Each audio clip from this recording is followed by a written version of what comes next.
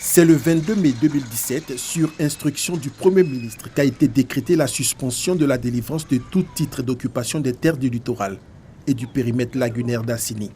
Depuis cette date, les transactions foncières dans cette localité ont été gelées.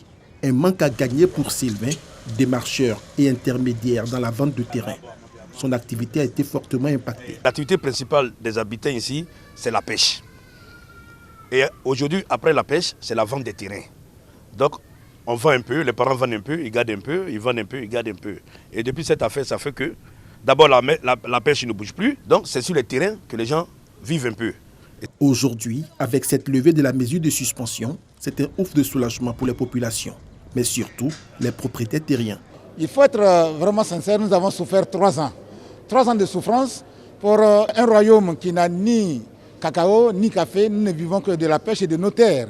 Suspendre les terres pendant 3 ans, ce n'est pas chose facile.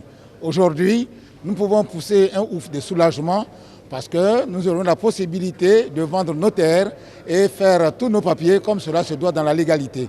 Par le passé, dans la ville d'Assini, les transactions foncières s'effectuaient dans un désordre, de nature à contrarier les intérêts touristiques et économiques de la région et de l'État, en dotant exceptionnellement la ville d'Assini d'un plan directeur d'urbanisme dont la résultante est la levée de la mesure de suspension.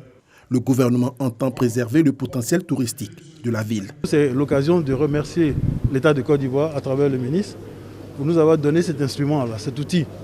Parce que toutes les mairies n'ont pas cette chance-là. Et nous, aujourd'hui, on a un document de planification qui permet à la fois de suivre la trajectoire qu'on va se donner. Aujourd'hui, avec ce plan, on sait quelles sont les zones qui vont être construites, on sait où vont passer les voies, on sait quel type d'habitat il peut y avoir dans telle ou telle zone. Donc ça donne la possibilité aux détenteurs de droits coutumiers désormais d'opérer des transactions de façon plus sereine, sans que cela perturbe l'évolution future de la ville. Assini, ville balnéaire située à 94 km à l'est d'Abidjan, a été érigée en commune en 2018. Elle comptait en 2014 plus de 16 000 habitants sur une superficie estimée à 7 745 hectares.